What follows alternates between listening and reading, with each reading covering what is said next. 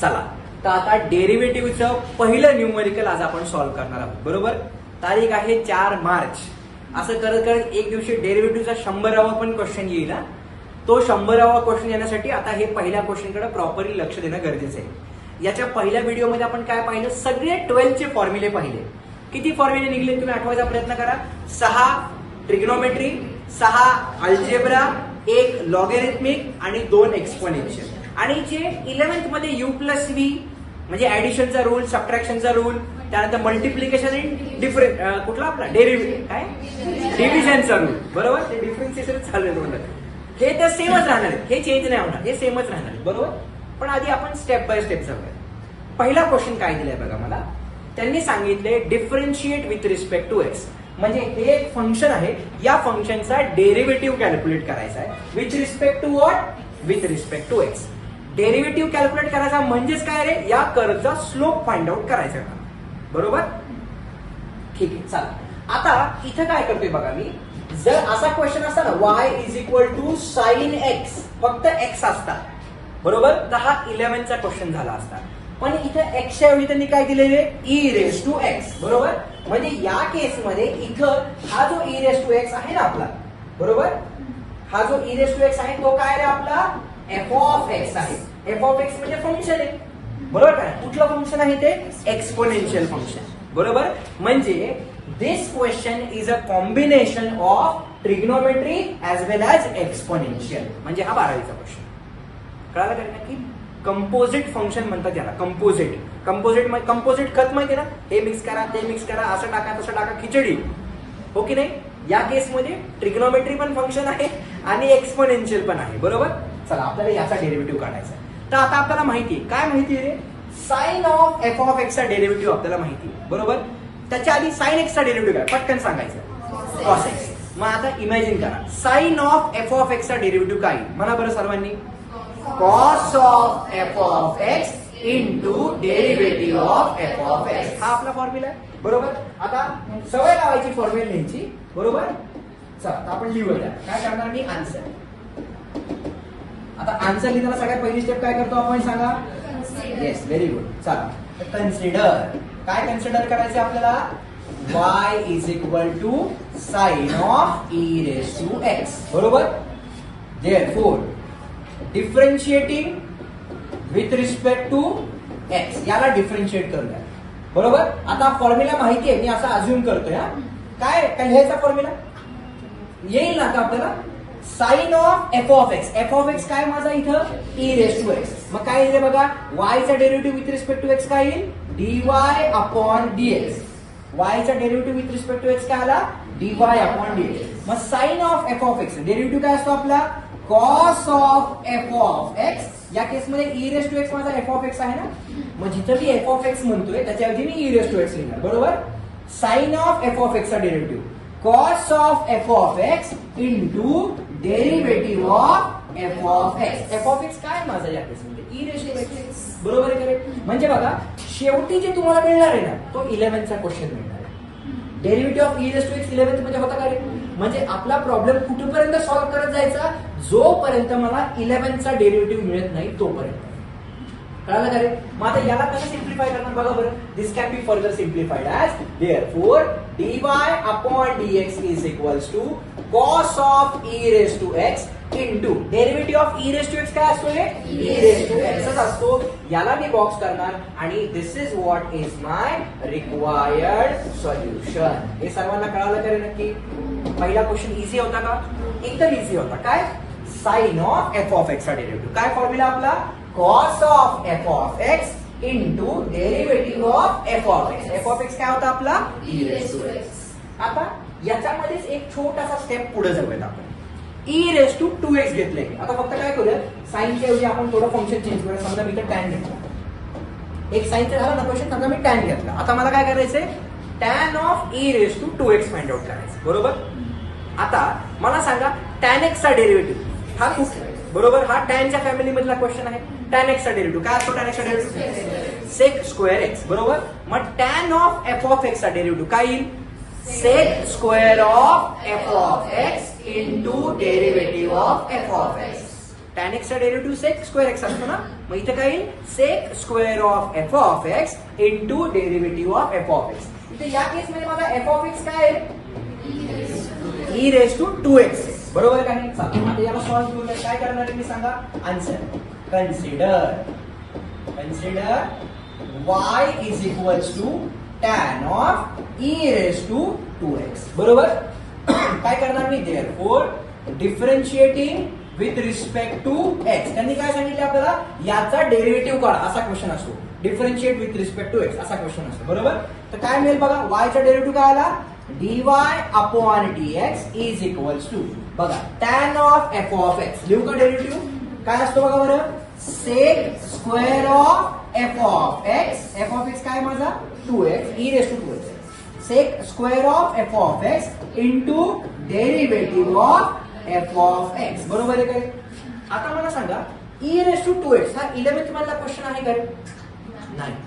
11th मध्ये काय होतं ई रेस टू एक्स होतं, बरोबर. म्हणजे इथं मला अजून एक डेरिव्हेटिव्ह काढावा लागणार आहे. कसं काय हा बनणार माझा e raise to f of x. E raise to f of x कळतंय का मला काय म्हणायचं. मी सांगितलं हा क्वेश्चन कधीपर्यंत सॉल्व्ह करत जायचं जोपर्यंत मला 11th मधला फॉर्म्युला मिळत नाही तोपर्यंत सॉल्व्ह करायचं. बघा बरं tan of f of x चा डेरिव्हेटिव्ह काय लिहिला मी sec square of f of x into derivative of f of x. 11th मधला आहे का नाही. चला मग आता याला सिम्प्लिफाय करणार. कसं सिम्प्लिफाय करणार बघा बरं. Therefore, this can be simplified as dy upon dx is equal to sec square of e raised to 2x into. आता इथे काय करणार e raised to f of x चा फॉर्म्युला वापरणार, बरोबर आहे का. e raised to 2x ना e raised to x असं तर 11th मधला फॉर्म्युला झाला असता. इथे काय आपल्याकडे e raised to 2x. आता मला सांगा e raised to x चा डेरिव्हेटिव्ह काय असतो e raised to x असतो. मग e raised to f of x चा डेरिव्हेटिव्ह काय येईल e raised to f of x into derivative of f of x. आता या केस मध्ये माझा f of x किती आहे रे 2x आहे. कळते का मला काय म्हणायचं. सॉल्व्ह करत जायचं कंपोजिट चेन म्हणतो ना आपण त्या टाइप मध्ये. e raised to f of x काय डेरिव्हेटिव्ह येईल e raised to x चा डेरिव्हेटिव्ह जसा e raised to x असतो तसा e raised to f of x चा डेरिव्हेटिव्ह काय e raised to f of x into derivative of f of x, बरोबर आहे का रे. एफ ऑफ एक्स काय झाला माझा 2x झाला ना त्या 2x चा डेरिव्हेटिव्ह. हे सर्वांना कळालं का नक्की शुअर. काय केलं मी e raise to f of x चा डेरिव्हेटिव्ह काय असतो e raise to f of x into derivative of f of x. मग आता मी काय करणार therefore dy upon dx is equals to. आता इथे इंटू साइन आहे इथे इंटू साइन आहे. ज्या ज्यावेळी डेरिव्हेटिव्ह मध्ये कॉन्स्टंट येतो त्या कॉन्स्टंट आपण डायरेक्ट बाहेर घेतो. चला मी याला बाहेर घेऊ डायरेक्टली. म्हणजे ह्या 2 ला मी बाहेर घेतलं इंटू पुढे काय राहिलं माझ्याकडं sec square of e raise to 2x into इथं काय राहिलं ई रेस टू 2x. इथं काय राहिलं फक्त x. आता derivative of x with respect to x किती असतो रे 1. याचा डेरिव्हेटिव्ह 1 आला. कळते का मला काय म्हणायचं. 2 ला तर बाहेर घेतलं x चा डेरिव्हेटिव्ह आपल्याला माहिती आहे x चा डेरिव्हेटिव्ह 1.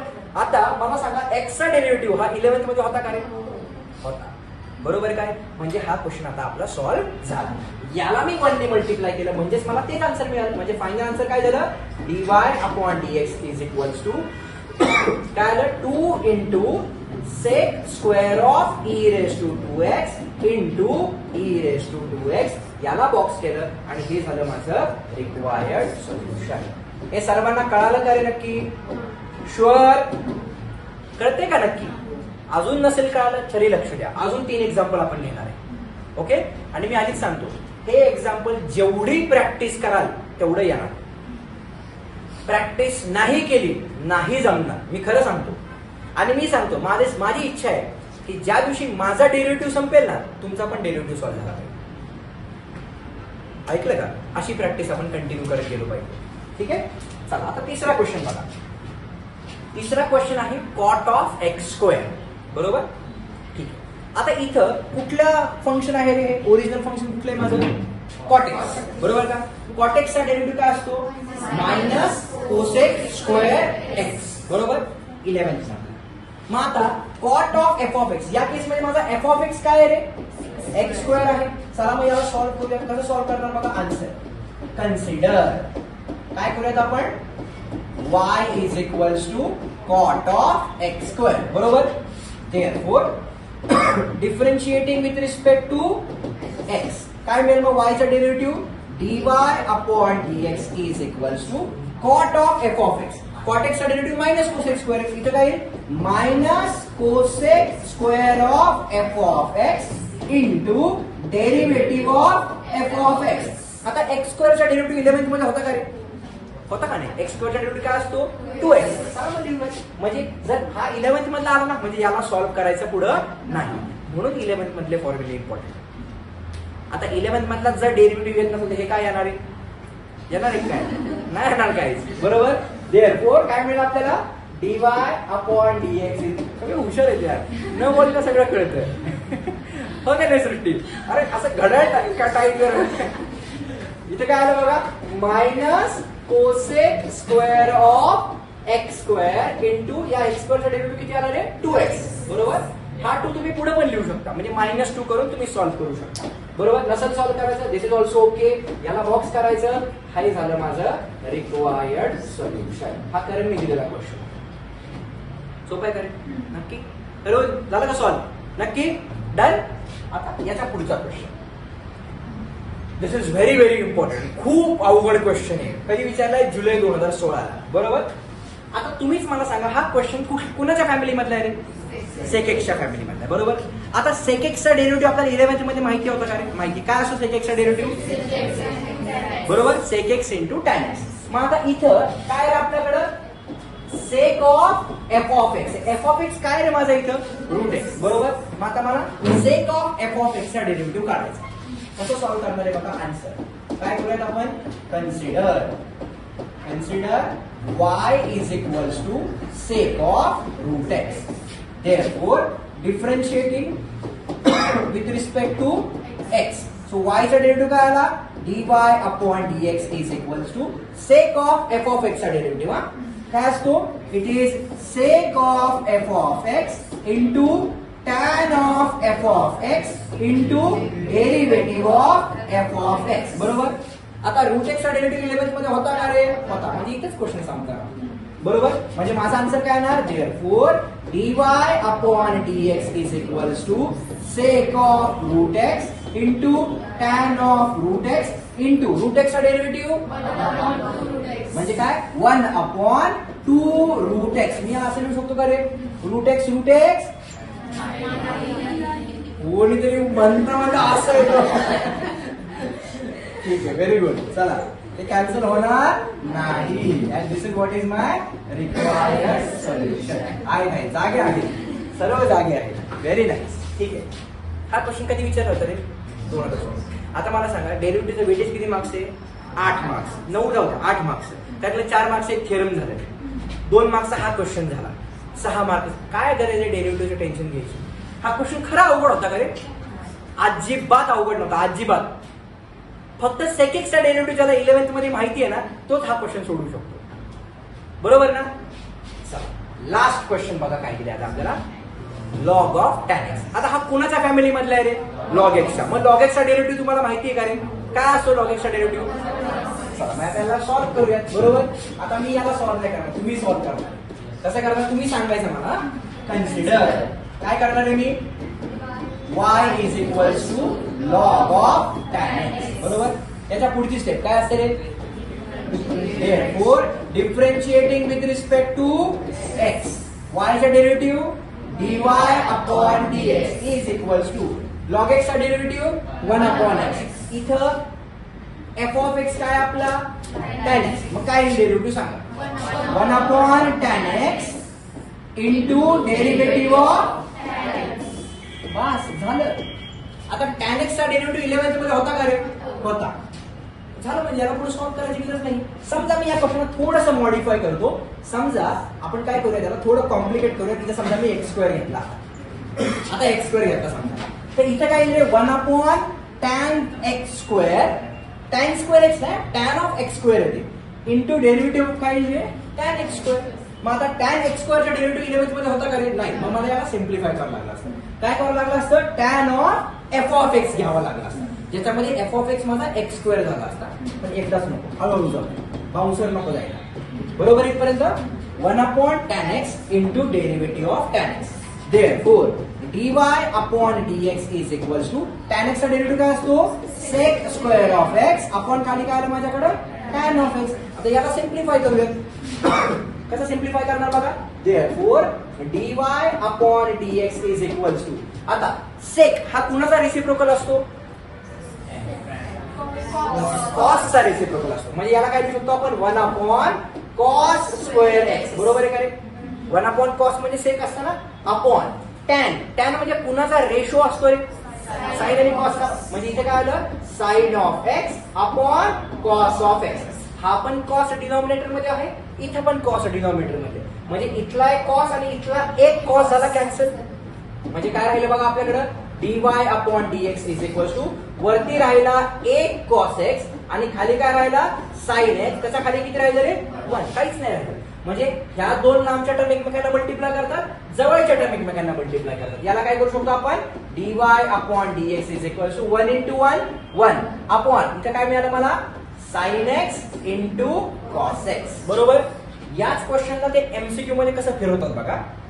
इथेपर्यंत कळालं सर्वांना नक्की. यालाच काय करायचं समजा 2 ने मल्टिप्लाय करायचं. बरोबर. आणि खाली मी याला 2 ने डिवाइड करतो. म्हणजे इथे किती आलं 2 times sin x into cos x. बरोबर.